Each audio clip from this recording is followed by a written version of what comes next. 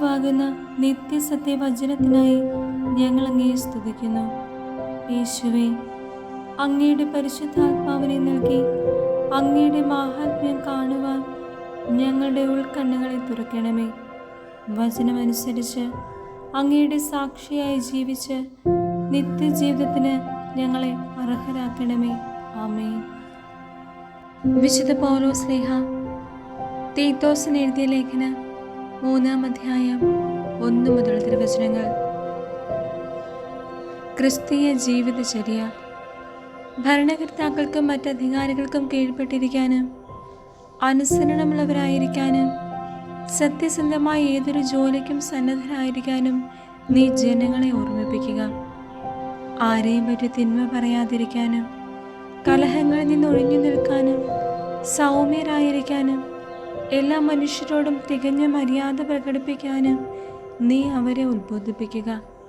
എന്തിനാൽ നാം തന്നെയും ഒരു കാലത്ത് മൂഢന്മാരും അനുസരണമില്ലാത്തവരും തെറ്റായ മാർഗത്തിലൂടെ നയിക്കപ്പെട്ടവരും പലതരം മോഹങ്ങൾക്കും സുഖേച്ഛകൾക്കും അടിമപ്പെട്ടവരും ദ്രോഹബുദ്ധിയിലും അസൂയയിലും ദിവസങ്ങൾ കഴിച്ചവരും മനുഷ്യരാൽ വെറുക്കപ്പെട്ടവരും പരസ്പരം വെറുക്കുന്നവരുമായിരുന്നു.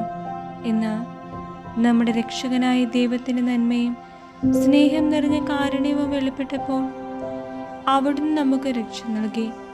അത് നമ്മുടെ നീതിയുടെ പ്രവൃത്തികൾ കൊണ്ടല്ല, പിന്നെയോ അവിടുത്തെ കാരുണ്യം മൂലം പരിശുദ്ധാത്മാവിനാൽ അവിടുന്ന് നിർവഹിച്ച പുനരുജ്ജീവനത്തിൻ്റെയും നവീകരണത്തിൻ്റെയും സ്ഥാനത്താലത്രേ. ദൈവം നമ്മുടെ രക്ഷകനായ യേശു ക്രിസ്തുവിലൂടെയാണ് പരിശുദ്ധാത്മാവിനെ നമ്മുടെ മേൽ സമർത്ഥമായി വർഷിച്ചത്. അവിടുത്തെ കൃപാവരത്താൽ നാം നീതീകരിക്കപ്പെടുന്നതിന് നിത്യജീവനെ പറ്റിയുള്ള പ്രത്യാശയിൽ നാം അവകാശികളാകുന്നതിന് വേണ്ടിയാണ് ഇങ്ങനെ ചെയ്തത്. ഇപ്പറഞ്ഞത് സത്യമാണ്. ദൈവത്തിൽ വിശ്വസിച്ചവർ സൽപ്രവർത്തികൾ ചെയ്യുന്നതിൽ ജാഗരൂകരായിരിക്കാൻ വേണ്ടി ഇക്കാര്യങ്ങളിൽ നീ സമ്മർദ്ദം ചെലുത്തണം എന്ന് ഞാൻ ആഗ്രഹിക്കുന്നു. ഇവയെല്ലാം ശ്രേഷ്ഠവും മനുഷ്യർക്ക് പ്രയോജനകരവുമാണ്. അതുപോലെ അർത്ഥശൂന്യമായ വാഗ്ദാനങ്ങളിലും വംശാവലികളെയും കുറിച്ചുള്ള ചർച്ചകളിലും കലഹങ്ങളിലും നിയമത്തെക്കുറിച്ചുള്ള തർക്കങ്ങളിൽ നിന്ന് ഒഴിഞ്ഞു നിൽക്കുക. അവ പ്രയോജനരഹിതവും നിഷ്ഫലവുമാണ്. വിഘടിച്ചു നിൽക്കുന്ന ഒരുവരെ 1-2 പ്രാവശ്യം ശാസിച്ചതിന് ശേഷം അനുസരിക്കാത്ത പക്ഷം അവനുമായുള്ള ബന്ധം വിടർത്തുക.